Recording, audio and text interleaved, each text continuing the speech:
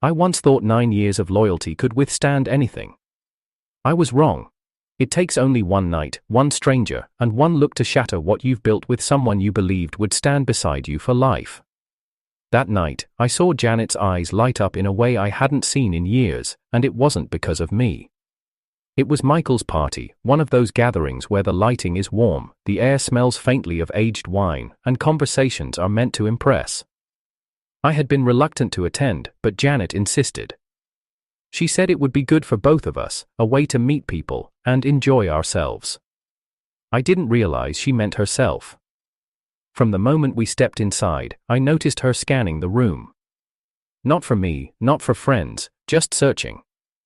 When her gaze landed on him, a man I'd never seen before, her entire posture shifted.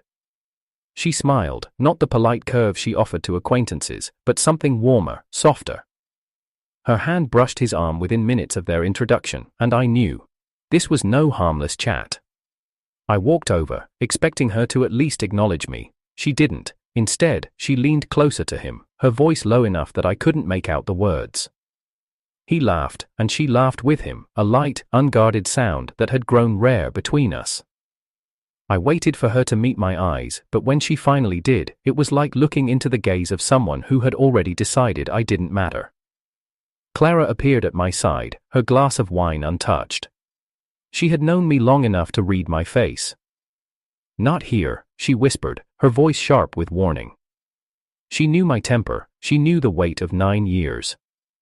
Her glance toward Janet was quick, almost pitying, as if she could see the crack forming in a bond that had survived everything, until now. The stranger placed his hand lightly at Janet's elbow, guiding her toward the balcony. She didn't hesitate. My chest felt tight, my palms damp. I told myself I was imagining things, that I was being paranoid, but then I caught the way she looked at him, open, as though she wanted him to see every corner of her. It was the kind of openness she had withheld from me for years. Michael, the host, called out for me to join a group in the lounge. I barely heard him. My eyes were fixed on Janet's silhouette against the balcony lights. Her laughter floated back inside, carried on the cool night air, and I realized it had been months since I had been the reason for that sound. When she returned, her cheeks were flushed, not from wine, but from something far more dangerous. She glanced at me only long enough to say, "I'm going to stay a little longer." There was no question in her tone, no space for me to protest. The stranger was already waiting for her, a ghost of a smile on his lips. I could have made a scene. I could have pulled her aside, demanded to know who he was and what this meant. Instead, I found Clara again. She didn't ask questions, just placed a steady hand on my arm. "You don't have to watch this," she murmured. Her loyalty in that moment was like a life raft in a sea I hadn't realized I was drowning in. I left the party without her. The drive home was silent except for the hum of the engine. I kept seeing her hand on his arm, the tilt of her head when she listened to him speak. 9 years, and she had never looked at me like that, not recently, not even when I tried to remind her of what we'd been through. Hours later, I heard the familiar sound of her key in the lock. She stepped inside as though nothing had happened. The scent of perfume clung to her, one I didn't recognize. She set her purse down, looked at me briefly, and said, "You're still up?"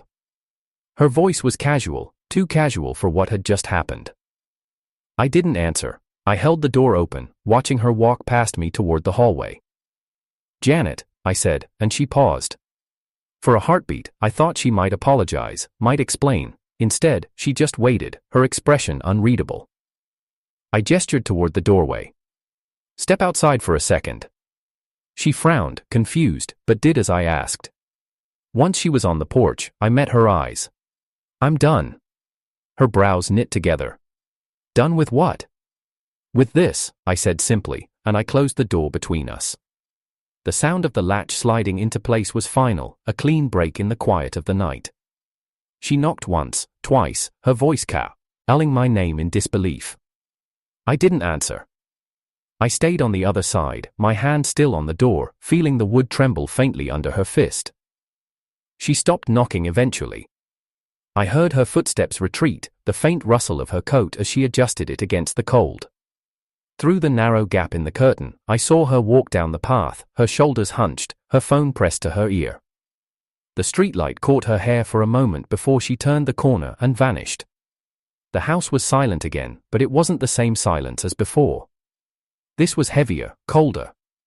I stood there for a long time, staring at the door I had just shut on 9 years of my life. Somewhere deep down, I knew that what I'd done was irreversible, and maybe that was the point.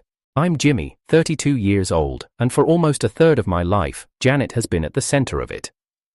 We met when we were both in college, in a cramped coffee shop just off campus where students went either to study or pretend they were doing something profound. I was behind the counter, working part-time to keep myself afloat.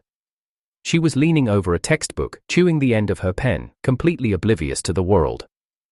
It's strange, the things you remember. That day she ordered an iced Americano and asked if I could make it less bitter. I told her coffee wasn't supposed to be sweet, and she said, "Neither is life." We both laughed, though I wasn't sure why at the time. From that point on, she kept coming back, sometimes for coffee, sometimes for conversation. I didn't realize until months later that she had a boyfriend back then. When she broke up with him, I became her constant. I was there when she moved out of the apartment they shared, carrying boxes up 3 flights of stairs until my arms shook. I was there when she failed her first job interview, sitting with her on the floor of my 1-bedroom and letting her rant about how unfair the world was. By the time we made it official, I had already memorized the shape of her laugh, the tone she used when she was tired but didn't want to admit it, the way she'd avoid looking at me when she was lying about something small, like skipping a meal or smoking a cigarette outside. We built something over those years, or at least I thought we did. There was never a formal agreement about where we were headed, but it was assumed, by me, by our friends, that we were each other's person. Clara, my oldest friend, used to joke that Janet had taken my face off the market permanently, like I was a product she'd claimed before anyone else could. Clara was different from Janet in every way. Where Janet could be impulsive, Clara was as measured. Where Janet sometimes chose herself over others, Clara was the kind of person who would quietly step aside to make room for someone else. Michael, who came into the picture later, was somewhere in between, charismatic but grounded, always knowing what to say in a way that seemed effortless. Michael and I met through work. We weren't close friends, but we moved in overlapping circles, which meant Janet saw him often enough to know his name. He was the one who invited us to the party where everything shifted. Before that night, I had been holding on to a version of Janet that I wasn't sure existed anymore.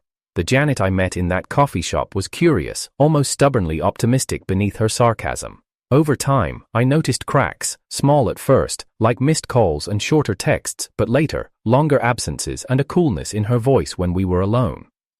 I told myself it was just a rough patch. After all, 9 years together meant there would be highs and lows. I didn't think the low would be deep enough to lose her completely.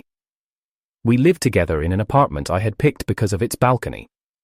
Janet liked sunlight, and I imagined her spending mornings there with a cup of tea, reading. For a while, that's exactly what she did. Later, the chair sat empty more often than not. When she started coming home. Later, she'd say it was work, but her stories didn't always match. I didn't press. It felt like pressing would push her further away. Clara noticed before I did. She told me one evening, "She's changing, Jimmy, not in the way people grow, more like she's looking for something she doesn't think you have anymore." I didn't want to believe it, but Clara had a way of seeing things clearly. She never liked to be right about these kinds of matters, but she often was. Michael's party was meant to be a distraction. That's how Janet pitched it to me, a chance to get out, to enjoy ourselves, to stop overthinking. She even bought a new dress for the occasion, something sleek and understated. I told her she looked beautiful, and she smiled in a way that didn't quite reach her eyes. At the party, I learned what she really meant. From the moment we stepped into Michael's living room, I saw her scanning the space, searching for something, or someone. When her gaze landed on the stranger, I felt the ground shift. The way she moved toward him was instinctive, like she'd been drawn to him before she even knew his name. I didn't know the man, and in any other setting, I might have introduced myself, made polite conversation. But watching them, I felt like an intruder in my own relationship. She leaned in to hear him over the music, her hand resting lightly on his arm. Her shoulders were relaxed, her posture open. I had been with her for 9 years, and I couldn't remember the last time she looked at me like that. Clara appeared beside me, her presence grounding. She followed my gaze, her lips pressing into a thin line. "Not here," she murmured, knowing I was seconds from walking over. Her warning was firm, but it didn't stop the knot tightening in my chest. Michael, oblivious to the tension, tried to pull me into a conversation with a few other guests. I made the effort to nod, to smile, but my eyes kept drifting back to the balcony where Janet stood with the stranger. I caught the flicker of a smile she gave him, the way her hair fell forward when she laughed. When she returned, her cheeks were flushed, her eyes brighter than they'd been in months. "I'm going to stay a little longer," she told me, as if it were a casual decision. The stranger was already waiting for her, his attention fixed on her like there was no one else in the room. I left without her. The ride home was a blur of streetlights and empty roads.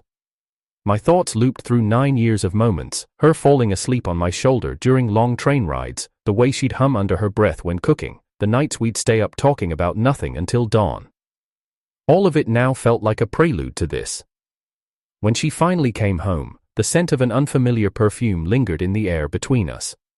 She set her purse down, looked at me briefly, and asked, "You're still up?" As though nothing had changed. That was when I decided. I told her to step outside for a moment. She frowned, but obeyed. Once she was on the porch, I met her eyes and said, "I'm done." Her brows furrowed, and she asked, "Done with what?" I didn't elaborate, I just closed the door.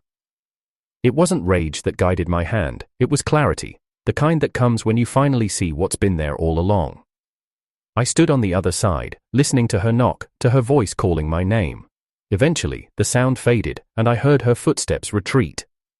I didn't check the window to see if she looked back. I didn't want to. I knew that if I did, I might hesitate, and hesitation was the one thing I couldn't afford now. In the days that followed, Clara called often, checking on me without prying. Michael reached out once, awkwardly asking if everything was all right, though I could tell he had heard enough from others to piece the story together. Janet didn't call, not once. Maybe that was the most telling thing. After 9 years, after everything we had survived, she didn't try to fight for us. And in her silence, I found my answer. I used to think betrayal would come with warning signs, raised voices, unanswered calls, nights where one person pretends to sleep just to avoid the other. I didn't expect it to arrive disguised as a casual evening at a friend's party. I didn't expect it to be wrapped in smiles and laughter that weren't mine. The night after I shut the door on Janet, I barely slept. Every time I closed my eyes, I saw her leaning toward that stranger, her hand brushing his arm like it belonged there. The picture replayed with such clarity that it was almost worse than being there in person.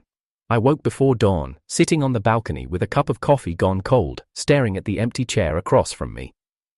Janet didn't come back that night, she didn't send a message or leave a note. When the sun rose, the first sound I heard was Clara's voice over the phone. She didn't waste time with greetings. "I heard what happened," she said. There was no judgment in her tone, just the quiet weight of someone bracing for the worst. "I'm not sure I did the right thing," I admitted. "Jimmy," she said, her voice steady, "closing that door was the first right thing you've done for yourself in a long time." I wanted to believe her, but part of me kept wondering if I'd been too quick. 9 years isn't something you end in a single night. Then again, maybe it had been ending for a long time and I'd just refused to see it. By midday, Michael called. His tone was careful, as though he were stepping around something fragile. "I didn't mean for my party to cause trouble," he began. "It didn't cause anything," I said flatly. "It just revealed it." There was a pause on the line before he admitted, "I noticed her with him too, didn't seem right." Michael had always been diplomatic, never saying more than necessary, but I caught the edge in his voice. He was the one who had introduced Janet to most of the people at the party. If he noticed her crossing a line, then I wasn't imagining it. Later that evening, Janet showed up. She didn't knock this time, just let herself in with her key. She was dressed the same as the night before, though her hair was a little messier and her makeup smudged at the corners. "We need to talk," she said. I stayed seated on the couch, my hands clasped together. "About what? The man you spent most of the night with?" Her eyes narrowed. "You're overreacting. He's just someone I met. We talked." "You talked for hours," I said, my voice sharper than I intended. "You laughed like you hadn't laughed with me in years. You left with him still looking at you like he had every right to." She exhaled, shaking her head. It's not what you think. I hated those words. They were a shield people used when they wanted to avoid admitting the truth. Then explain it to me, I said. She hesitated for too long. I just needed to feel like myself again. He reminded me of... She stopped, biting her lip. Of what? I pressed. Her gaze shifted away. Of who I was before us. The sentence landed like a punch to the chest. Before us. As though everything we'd built was a cage she needed to escape. I thought of the nights we stayed up until sunrise, of the times I covered her rent when she was between jobs, of the moments when I held her together while she cried over losses I couldn't fix. Jimmy, I'm not saying I don't care about you, she added quickly. Sometimes I feel like I disappeared into this relationship. He noticed me. He listened. I've been listening for 9 years, I said, my voice low. It's different, she replied. The silence that followed was heavy. I realized then that no matter what explanation she gave, it wouldn't change the fact that she had chosen to invest her attention, her smile, her presence, in someone else while I stood a few feet away. When she finally left, she didn't ask if she could come back. She didn't apologize, she just said, maybe we should take some space. Clara came over the next day. She sat on the arm of the couch, looking around the apartment as if expecting to see Janet's things gone. You know she's trying to rewrite the story in her head, right? Clara said.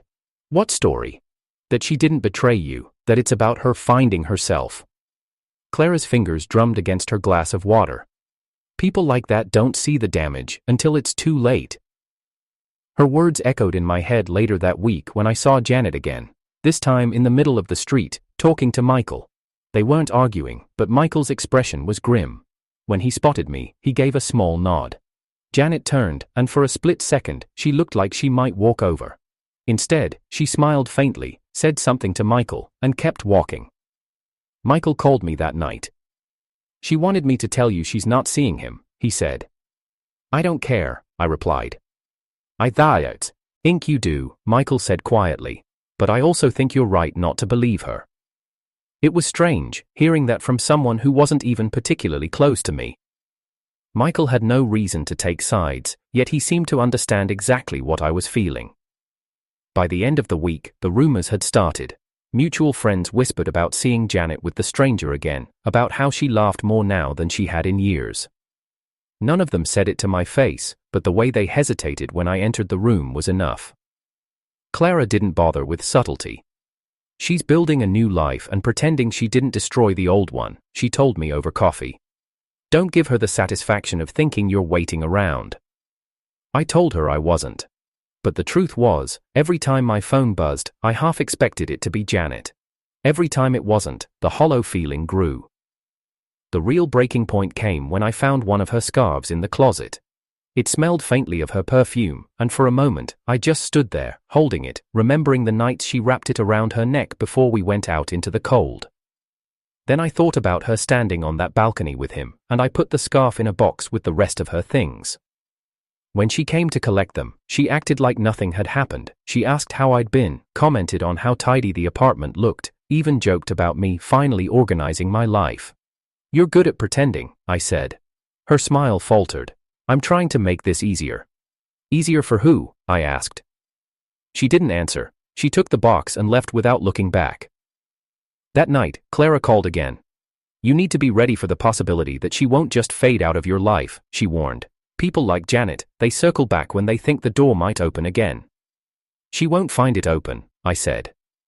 Even as I said it, I knew the real conflict wasn't whether she'd return. It was whether I'd be strong enough to keep the door shut if she did. In the days that followed, the silence in the apartment took on a life of its own. It wasn't just quiet, it was accusatory, as if the walls themselves knew what had happened and were waiting for me to admit how much it hurt. I tried to keep my routines intact, early mornings on the balcony, coffee in hand, scrolling through the news without really reading it, but everything felt off. The mug was colder, the air heavier, and even the sunrise seemed reluctant to show up. When you've been with someone for 9 years, they leave more than just their belongings behind. Janet's presence had seeped into everything, my playlists, the way I cooked pasta, the shows I avoided because she hated them, the small stack of books on the nightstand that I never touched but kept, because she swore she'd read them someday. Now all of it was a reminder of the fact that she'd chosen someone else's company over mine.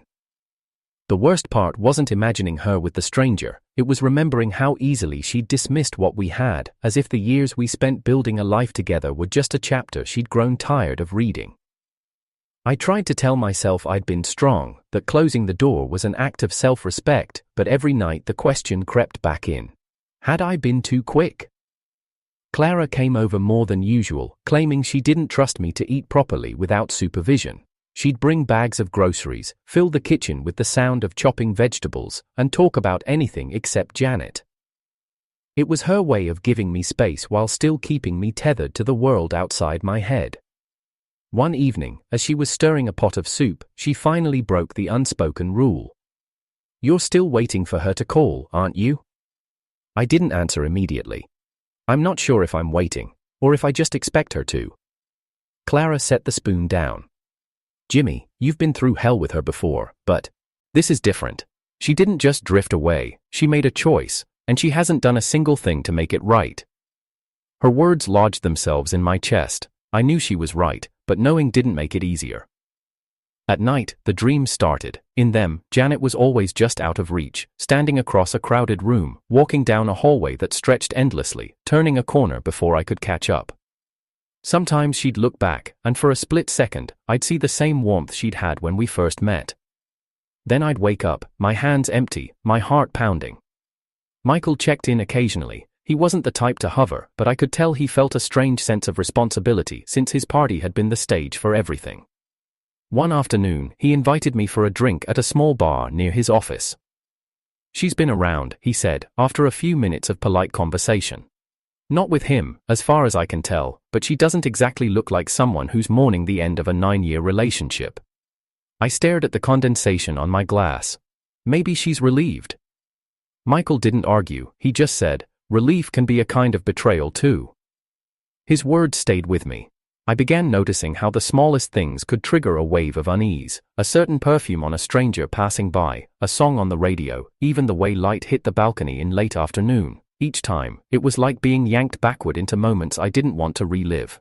The suspense came not from wondering if she'd come back, but from when.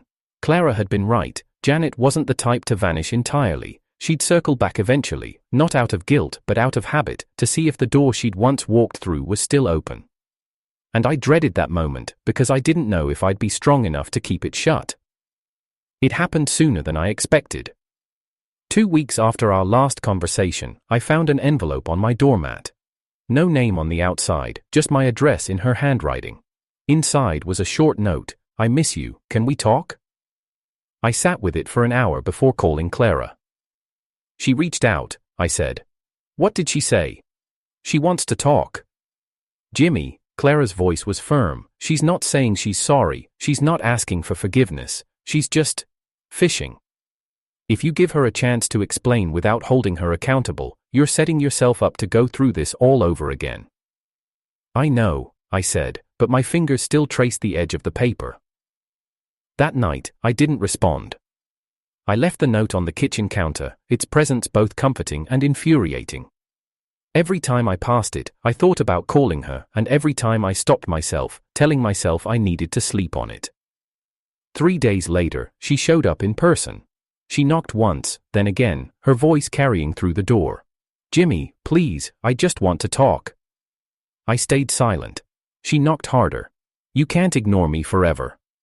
It was tempting to open the door just to tell her she was wrong, but I didn't move. Eventually, her footsteps retreated, and I heard her car start. The suspense didn't fade, if anything, it deepened. Now I knew she was circling. She'd come back again, maybe when she thought my resolve had weakened. Clara encouraged me to get out more, so I started spending afternoons at a cafe near the park, reading books I'd neglected for years. It helped, but not enough. Every so often, Michael would update me. "She asked about you again," he'd say. Didn't sound angry, just curious. I hated that curiosity. It wasn't the kind born of care, it was the kind that came from wondering if a closed door might now be ajar. One evening, after a long day at work, I came home to find another envelope. This one held a photo of us from years ago, me behind the coffee shop counter, her sitting at a table with that pen in her mouth, smiling at me. On the back, she'd written, "We were happy once." I didn't call her, Instead, I placed the photo face down in the drawer of my desk. I told myself I was keeping it out of sight, but deep down, I knew I wasn't ready to throw it away. The emotional weight was constant now. Some mornings, I woke with a clarity that felt unshakable. I knew I'd made the right choice. Other mornings, the memories were so vivid that I caught myself reaching for my phone to send her a message. Clara noticed the swings. "You can't keep living like this," she said one Sunday afternoon as we walked through the park. "Either you shut the door for good, or you open it and deal with whatever comes through. But this limbo? It's killing you." I knew she was right, but the idea of either extreme terrified me. Shutting the door completely meant accepting that what we had was gone. Opening it meant risking the same betrayal again. The suspense became its own form of torture. Every time my phone rang, every time there was a knock at the door, my pulse quickened. Part of me wanted it to be her, just to end the waiting. Another part prayed it wasn't.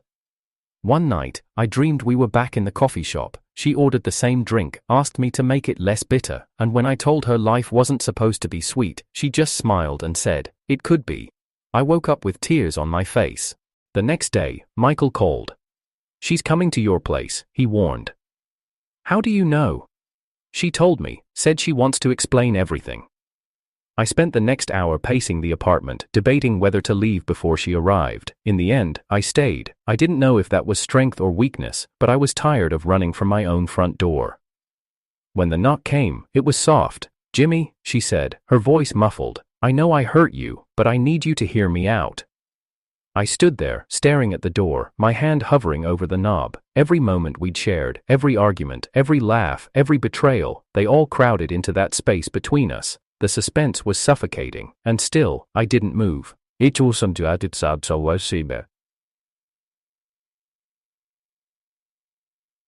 I thought I'd seen the worst of it the night I closed the door on Janet. I thought the silence, the unanswered notes, the knocks I didn't answer, that was the battle. But what came next was something I didn't expect, and it cut deeper than anything before. It started with Michael's call. "You need to come to the cafe on 5th, now." His voice was clipped, urgent. When I arrived, the place was quiet except for the hum of conversation. Michael was at a corner table, his expression hard. Across from him sat Janet, and next to her, the stranger from his party. Seeing them together again was like being punched in the chest. Janet looked surprised to see me, but didn't flinch. The stranger, however, smirked slightly, as if he'd been waiting for this meeting. Michael gestured to the empty chair. "Sit." I stayed standing. "Why am I here?" "Because," Michael said evenly, "this isn't just about you and her anymore." Janet shifted in her seat. "Jimmy, I didn't plan for you to find out this way, but..." The stranger cut in. "We've been working together." My eyes narrowed. "Working?" "Business," he said. "A project Janet wanted in on." "Shy?" "He didn't tell you because she knew you'd see it as betrayal." "Because it is," I said. Janet leaned forward, her tone defensive. "It's an opportunity, Jimmy, something I needed to do for myself. You've been holding me back without even realizing it. This isn't about replacing you, it's about finding my own place." Michael looked between us. "You're not telling him the full truth." The stranger's smirk faded. "Michael." "No," Michael said firmly. "Jimmy deserves to know that this deal, this whole setup, was pitched to Janet by people who've been talking behind your back for months. It's not just about her independence, it's about erasing you from the circle entirely." The air seemed to thicken. "Erasing me?" I repeated. Janet avoided my eyes. "It's not like that." Michael shook his head. "They've been spreading stories, that you're unstable, that you pushed her away, that you've been keeping her from opportunities she could have taken years ago." The words burned. I looked at Janet, searching for any sign of regret, but she just sat there, her jaw tight, as if she believed every word. The stranger stood. "This is a waste of time." He put a hand on Janet's shoulder. "We have work to do." I stepped forward, my voice low. "If you walk out with him, there's no coming back, not as a friend, not as anything." She hesitated for half a heartbeat before standing. "Then I guess this is it." They left together. Michael stayed behind, his shoulders slumping once the door closed. "I didn't bring you here to humiliate you. I brought you here because I wanted you to see what she's choosing. It's not about romance anymore, it's about control. They want to rewrite the narrative so you're the problem. That night, I sat in the apartment, the weight of it pressing in. It wasn't just betrayal now, it was an active campaign to dismantle my name, to make sure anyone who knew me believed I was the one who ruined everything. Clara came over as soon as I told her. You need to be ready, she said. Once someone starts telling their version first, it's hard to undo, but you still have something she doesn't, your integrity. Her words made sense, but the damage was already starting. The next day, I got a message from a mutual friend. Heard you've been keeping Janet from working? That true? It was like watching a slow-moving landslide. Every day, another small piece of my reputation shifted, cracked, or disappeared entirely. Janet wasn't just moving on, she was making sure I couldn't stand where I used to. The real twist came a week later, when Michael showed up at my door. He looked uneasy. They're planning something big, he said. A launch party for their project, but it's not just a celebration, it's a public stage to tell everyone their version of the story. How do you know? I asked. I was invited, Michael said. They assumed I'd be on their side. I could feel the trap tightening. If they controlled the narrative in front of that many people, it wouldn't matter what the truth was, perception would be set in stone. Clara's voice echoed in my mind. Once someone starts telling their version first, it's hard to undo. Michael hesitated before speaking again. I'm not asking you to show up and cause a scene, but you might want to think about being there, because if you're not, they'll say it's because you couldn't face them. For the next few days, I wrestled with the decision. Part of me wanted to ignore it completely, to prove I didn't care. Another part knew that absence would only feed their story. The suspense gnawed at me. What would they say if I wasn't there? What would happen if I was? Clara didn't mince words when I told her.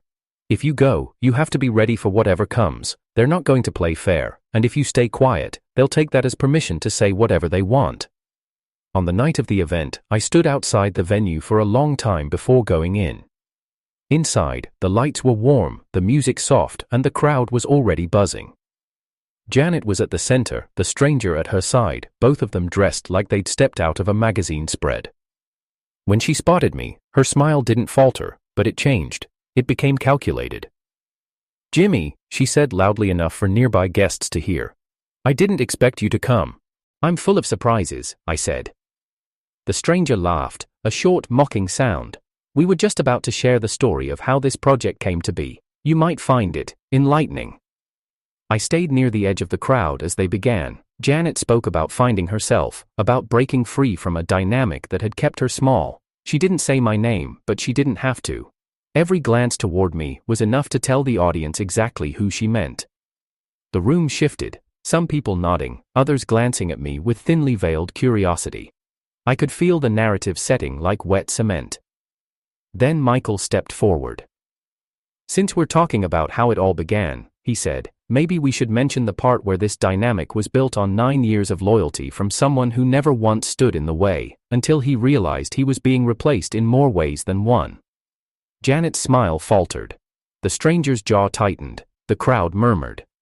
Michael continued, his voice calm.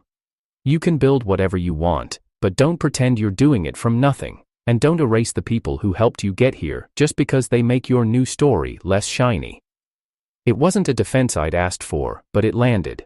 The mood in the room shifted again, not completely in my favor, but enough to crack the perfect image Janet had been presenting. As I left the venue, I realized the conflict had changed shape. It wasn't just about our relationship anymore, it was about the version of myself I refused to let her rewrite, and from that moment on, I knew I couldn't just stand by while she tried. After Michael's words at the launch party cracked Janet's perfect image, I knew this wasn't over. The crowd had left with questions, some curious, some skeptical, but questions were better than blind acceptance. What I didn't realize was how quickly Janet would try to regain control of the narrative. The morning after the event, my phone lit up with messages from mutual contacts. She's telling people you're obsessed with her. She says you came to the party to intimidate her. Be careful, Jimmy. It was exhausting to read, not because I believed any of it, but because I knew how easily a lie could spread when it came wrapped in confidence. Clara came over that afternoon, setting her bag down with a determined thud. You can't just sit here letting her paint you as the villain, she said. If you want to keep the door shut, you have to do more than lock it, you have to make sure she can't pick it open. And how do you suggest I do that? I asked. She pulled out her phone and showed me a series of screenshots. Conversations, group chat excerpts, even a voice note. Michael's been feeding me things. He's been in rooms where she's talked freely. She's making herself sound like the victim while using you as a cautionary tale. We can flip this, but you have to decide if you're ready to go public with the truth. I stared at the evidence. Part of me wanted to release it immediately, to let everyone see her words without the polish she put on them in public. But another part of me hesitated, not because I doubted the truth, but because once I took that step, there was no going back. Michael called that evening. She's planning another event, he said. A panel. She's been invited to speak about reinventing yourself after a toxic relationship. And yes, she's going to use you as the example again, without saying your name. That's 2 weeks from now, I asked. Less, he said, 10 days. It felt like a countdown to a final strike. For the next few days, I kept my movements quiet. I went to work, came home, and avoided the places I knew she frequented. Clara and Michael coordinated behind the scenes, gathering more information, finding people willing to speak honestly about what they'd seen over the years. One night, Clara came by with a USB drive. Everything's on here, she said. The messages, the audio, the timeline. If you want to do this, you'll have what you need to show the full picture, but if you hesitate at the panel, she'll win. The weight of the small drive in my hand felt heavier than anything I'd carried in months. The day of the panel arrived faster than I expected. The venue was smaller than the launch, but it was packed. Janet stood near the front, confident, polished, ready to perform. Michael sat a few rows back, Clara beside him, both watching me closely. I waited until she was halfway through her segment before I walked in. Heads turned, she noticed me almost immediately, her speech faltering for half a second before she recovered. She spoke about emotional manipulation, about partners who hold you back, about finding the courage to walk away from someone who sees you as an accessory, not an equal. Every line was crafted to sound empowering, but each one was a blade aimed at me. When the floor opened for audience questions, I stood. Jimmy, she said, feigning surprise. I didn't expect. You never do, I said, my voice steady. But I think everyone here deserves to know that stories have more than one side. A ripple went through the room. She tried to cut in, but I raised my voice just enough to hold the space. For 9 years I stood by you. I supported you through setbacks, celebrated your wins, and trusted that we were building something together. What I didn't realize was that you were betrayal, wielding an escape plan. And when you found your exit, you didn't just leave, you decided to burn my name behind you. Some in the audience shifted uncomfortably, others leaned forward. You've been telling people you left a toxic relationship, I continued, but leaving out the part where you were the one quietly replacing me, first emotionally, then socially. You've told them I held you back, but here's the truth, the only thing I ever held back was the proof of what you were doing. I pulled the USB from my pocket and handed it to the panel moderator. Everything's there, messages, recordings, timelines. The people you've been talking to behind closed doors can confirm it. Janet's face tightened. This is inappropriate. What's inappropriate, I cut in, is using a public stage to rewrite history while the person you're rewriting it about stays silent. I'm done being silent. The moderator, caught between protocol and curiosity, passed the USB to a technician. Within moments, the room was filled with the sound of Janet's own voice from one of the recordings. If I make him look unstable, no one will question why I left. People love a redemption story. A collective murmur rose. Janet's eyes darted toward the technician, then to the doors, as if calculating whether to leave. But she stayed, rooted to her chair. The next clip played, her laughing with the stranger, saying, "Once this project takes off, Jimmy will be a footnote. I just need to make sure he's not in any position to contradict me." The room was still empty, except for the audio. When it ended, I turned back to her. That's your voice, your words, no twisting, no context lost, just you. She opened her mouth, but nothing came out. Michael stood then, his voice clear. I've known both of you for years, and I can say without hesitation that what Jimmy's saying matches what I've seen. The person you've been presenting to the public isn't the person you've been in private. Clara didn't speak, but the look she gave Janet was enough to strip away whatever defense she'd been building. The moderator, clearly uneasy, thanked everyone for attending and ended the session early. People filed out, some glancing at me with sympathy, others at Janet with suspicion. Outside, the cool air felt like a release. Michael joined me first. "That," he said, "was the cleanest hit you could have made. No yelling, no theatrics, just the truth." Clara nodded. "You didn't just close the door tonight, Jimmy, you bricked it up." I watched through the venue's glass doors as Janet stood alone inside, the crowd gone, her polished composure gone with it. For a moment, I almost felt sorry for her. Then I remembered the months of silence, the knocks I ignored, the whispers she'd planted, and the sympathy dissolved. Over the next few days, the fallout was swift, the recordings spread beyond the panel. Some people defended her, claiming there was more to the story, but most stepped back, unwilling to be associated with someone whose private words didn't match her public persona. The stranger she'd been working with disappeared from the picture entirely, no posts, no mentions. Janet didn't try to contact me again, no calls, no notes, no knocks on the door. One evening, Clara and Michael came over for dinner. We sat on the balcony, the city lights stretching out in the distance. Clara raised her glass. "To clean the endings." I lifted mine, though the phrase made me pause. "Not sure this was clean," I said. Michael shrugged. "Maybe not, but it was final." And that, I realized, was what I'd been chasing since the night I shut the door. Not closure, but finality. Something that couldn't be reopened, no matter how many times someone circled back. That night, I slept without dreaming of her. No coffee shop, no balcony, no sound of her laughter drifting to someone else. Just silent, the kind that didn't accuse, didn't ache.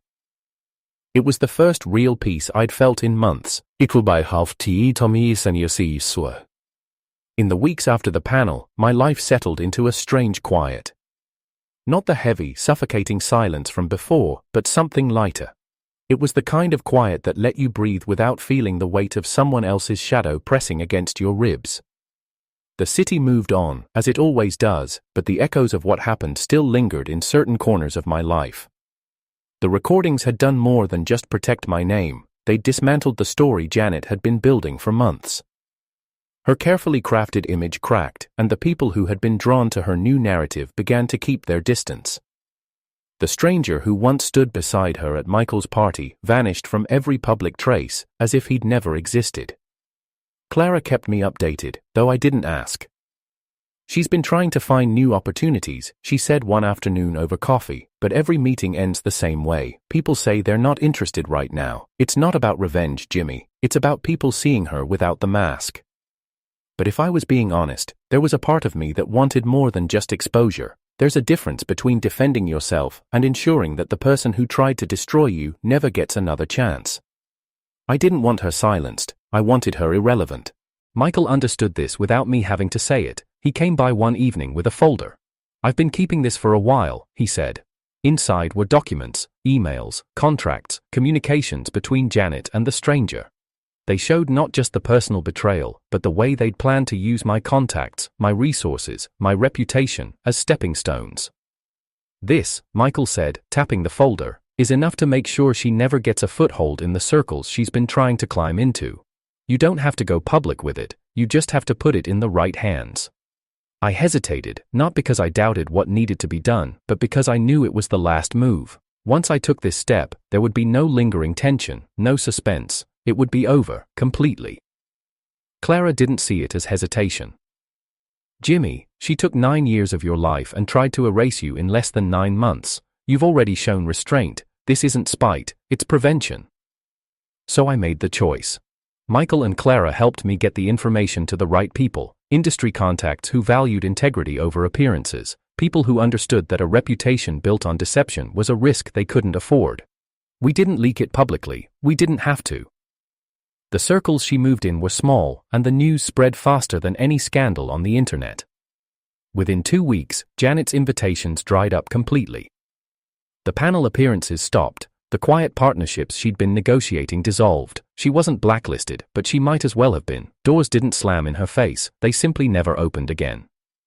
For me, the effect was almost immediate. The phone calls from mutual friends stopped, not because they chose her over me, but because they realized there was no longer a side to take. The story was finished, the ending written, and no one wanted to be caught revisiting it.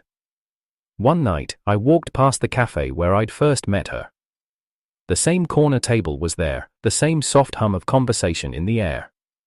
For a moment, I stood outside, watching strangers inside living pieces of their own stories, not knowing yet which moments would define them. I didn't feel sadness, I didn't even feel nostalgia.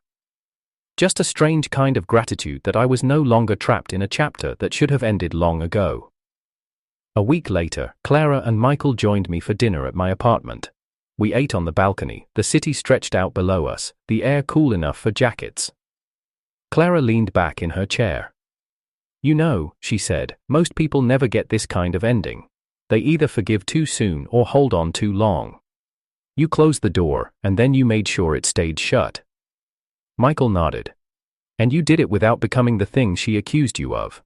That's the part people will remember." I didn't say much in response, but I felt the truth of their words. Revenge wasn't always loud. Sometimes it was the quiet assurance that the person who wronged you could no longer touch your life, not with their words, not with their actions, not even with their memory. The final confirmation came 3 months later, when I received a letter, not in her handwriting, but from a mutual acquaintance. Inside was a single line: "She's leaving the city," no explanation, no address, just that. I sat with it for a long time, the paper warm in my hands from where I'd been holding it. When I finally set it down, I realized I felt no urge to follow her story any further. Whatever came next for Janet would happen far away from me, out of sight, out of reach. Clara dropped by that evening, and I told her. She smiled in that knowing way she had. "So that's it then?" "That's it," I said. We stood by the balcony railing, looking out over the lights. Below us, the streets were busy, filled with people heading toward their own moments of confrontation, of realization, of closure. I wondered how many of them would have the chance to walk away with the door locked behind them.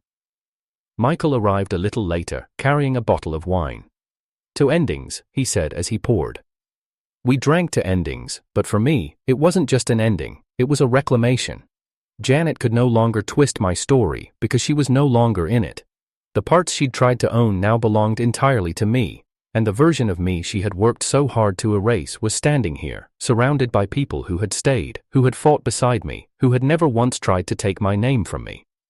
As the night wore on, laughter filled the balcony, real laughter, the kind I hadn't heard from myself in years. I realized then that the real victory wasn't in dismantling Janet's influence, it was in knowing I could move forward without the weight of her betrayal hanging over me. Revenge had been necessary, closure had been essential, but peace, that was the unexpected gift. A few days later, I took a final step. The scarf she'd left behind, the one I'd kept in a box for months, went into the trash. Not because I needed to prove anything, but because I no longer needed the reminder. My life wasn't a museum of what had been lost, it was a workshop for what I was building next. On the way back from the trash chute, I said my front door and paused. My hand rested on the lock for a moment, a quiet acknowledgement of the night I'd shut it in her face. Back then, it had felt like an act of desperation. Now, it felt like the first move in a long game I'd won without ever having to reopen it. Janet's name didn't come up again, not from friends, not from acquaintances, not from the circles we once shared. It was as if she had been edited out of my life entirely, and for the first time, I didn't mind. I had my own pages to write, my own endings to create, and none of them required her presence. Standing on the balcony one evening, watching the last streaks of sunset fade into the city skyline, I thought about that first coffee shop conversation, the way she'd said life wasn't supposed to be sweet. She'd been right about that. Life wasn't sweet, but it could be fair, and now, finally, it was. The door had been closed, locked and bricked over, and I held the only key.